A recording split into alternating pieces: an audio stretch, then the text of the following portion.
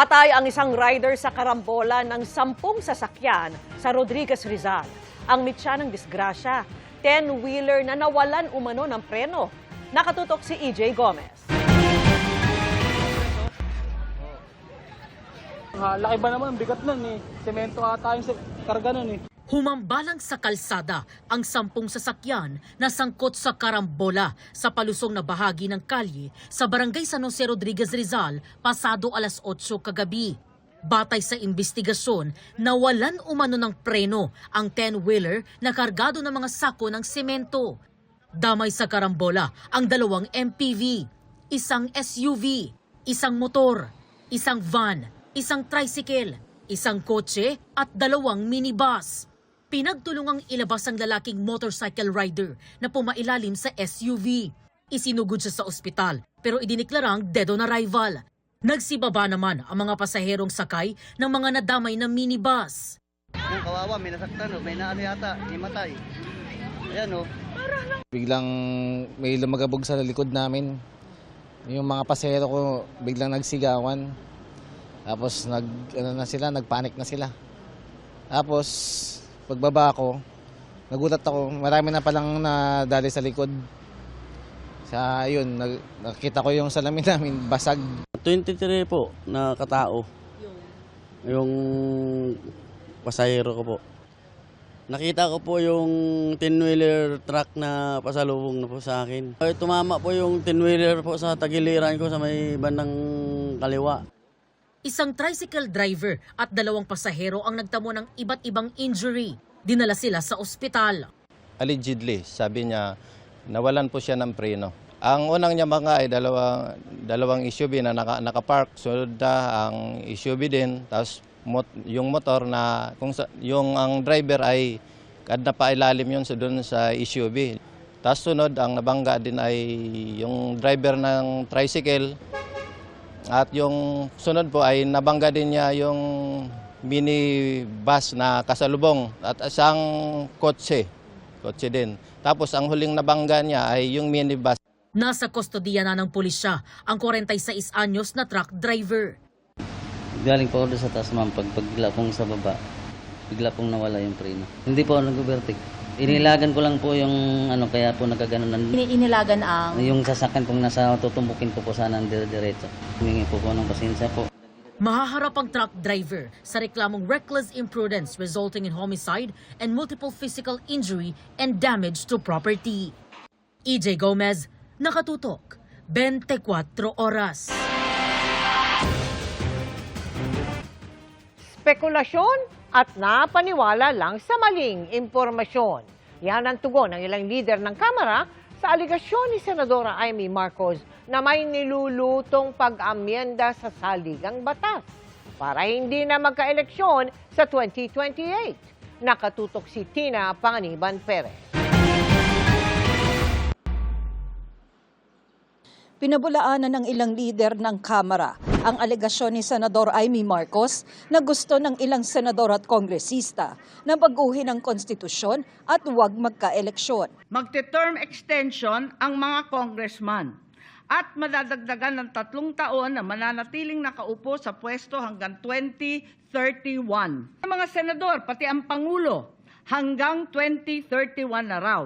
Kasama sa mga pinangalanan ng senadora, si House Senior Deputy Speaker at South Cotabato 2nd District Representative Ferdinand Hernandez na ayaw ng patulan ang anyay mga spekulasyon at chismis. Pinangalanan din si House Speaker Faustino D. III na sinisika pa naming makuha ang pahayag. Sabi naman ni House Deputy Speaker Janet Garin, kung may seryosong agenda umanong pahabain ang termino ng mga opisyal ng pamahalaan, edi sana nabanggit ito sa kanilang mga lider ng Kamara. Wala kaming narinig na ganyan, walang napag-usapan. Kapag ang mga impormasyon ay hindi natin binavalidate, nagkakaroon ito ng komplikasyon, no? Kasi nakukuryente ang ibang tao. Ang salitang nakuryente, nangangahulugang napaniwala sa maling impormasyon. Pero posibleng paglilihis din ito sa gitna ng nalalapit na impeachment trial ni Vice President Sara Duterte. Either nakuryente, nung nagsabi, or para mailihis, no, doon sa mga napag-uusapan. Tiniyak din ng isang House impeachment prosecutor na hindi binanggit ang no election scenario at charter change kaugnay sa impeachment ng bise. Never brought up, never discussed, and never was made a part of the consideration in the voting. Sinubukan ng GMA News na mag-search sa website ng Kamara para sa mga panukala tungkol sa charter change, Constituent Assembly at CONAS, pero wala kaming nakita. Tina Panganiban Perez, Nakatutok, 24 Oras. Patay na ng matagpuan ang isang bata sa Mountain Province na napaulat na nawawala, kung saan natagpuan ang kanyang mga labi sa pagtutok ni Rafi Tima. Sa larawang ito nalang inaalala ng kanyang mahal sa buhay ang 3 taong gulang na si Thea Bonbon.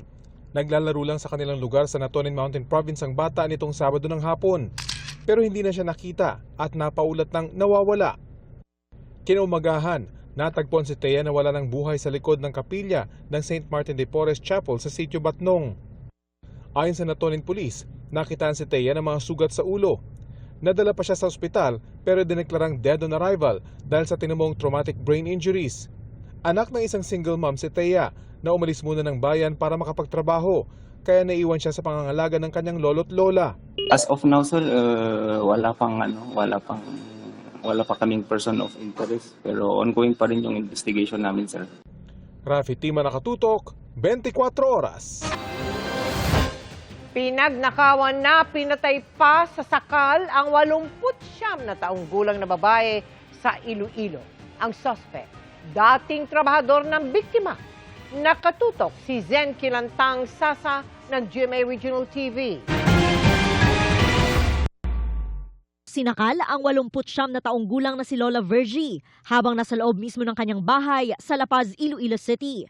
Nakuhanan din ng CCTV pero hindi isinapubliko kung paano kinaladkad ang biktima sa kanyang kwarto. Nasa abroad ang anak ni Lola Virgie pero dahil nasaksihan niya ito sa CCTV, nakiusap siya sa isang kaanak na puntahan ng ina. Noon na tumambad ang karumal-dumal na sinapit ng biktima. Yung grab sa liog, bilogin sipit sa liog, kaginyod-yod pakadto dito sa may kitchen nga way. Kay yung kitchen nga way nga na, dito ang kitchen, dito gatubang ang room sang tigulang.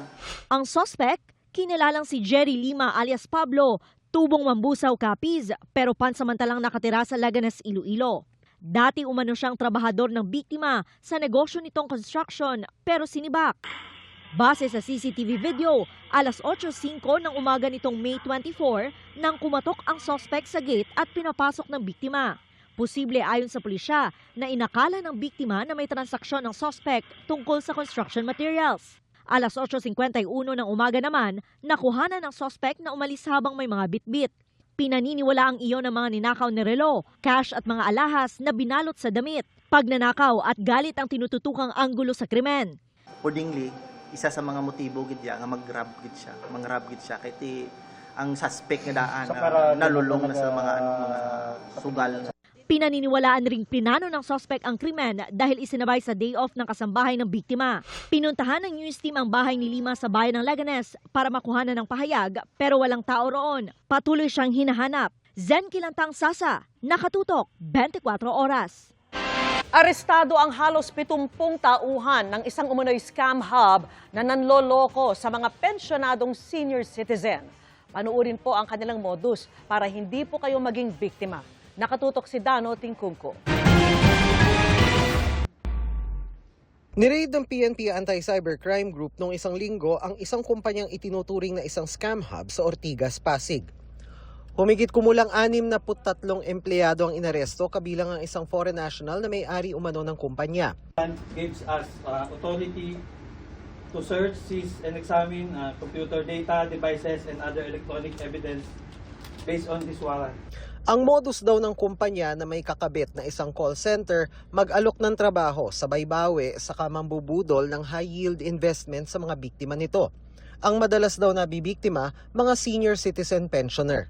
They will introduce to the trading system and they will ask you to invest for at least minimum of 6,500 equivalent to $100. They will continue to entice you to invest more at bibigyan ka ng mga withdrawals. So after that, magkakaroon ng mga glitch ang system. Then of course, hihingi sila ng another pay. But later on, they will shut down the system. Sabi ng pulisya, umabot na raw sa milyong piso ang nakuha ng kumpanya sa mga biktima. Ayon sa ACG, may standing warrant of arrest ang may-aring suspect para sa 70 counts ng paglabag sa Internal Revenue Code. Nadiskubre din daw ng PNP-ACG na 10 taon nang umiiral ang scam ng kumpanyang ito, papalit-palit lang ang pangalan. Hindi rehistrado sa Securities and Exchange Commission ng kumpanya, kaya wala itong legal na karapatang mag-solicit ng investment sa publiko. Ini-inquest na ang lahat ng inaresto at naharap sila sa mga reklamo kabilang ang paglabag sa Anti-Cybercrime Law, Securities Regulation Code at estafa. Pag sila ay nagmamadali sa inyong investment para magdeposito ka ng pera o ipa-convert sa crypto para ilagay sa kanilang system. So mag-ingat po tayo doon. So number one, just always validate the platform. Huwag po tayo magtiwala. Dano Tingkong, Nakatutok, 24 Oras. Pinuho yung building.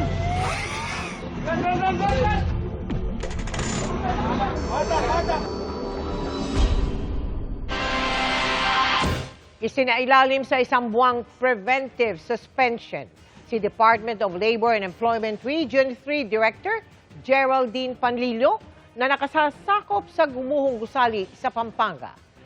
Inanunsyo yan ang bagong kalihim ng DOLE na si Francis Tolentino sa harap mismo ni Panlilio sa gitna ng turnover ceremony kanina. Ayon kay Tolentino, ang preventive suspension ay bahagi ng gumugulong na investigasyon sa pananagutan ng mga opisyal ng ahensya sa insidente. Ikinagulat ni Panlilio ang utos ni Tolentino, pero tatalima siya at handa ring humarap sa investigasyon. Kumpiyansa rin daw siya sa mga hakbang ng kanyang opisina para protektahan ang mga manggagawa. Kasama sa iniimbestigahan ang impormasyong pinatigil ang pagpapatayo sa gusali noong 1 taon dahil sa mga paglabag umano. Pero kalaunan ay na-lift din ang suspension.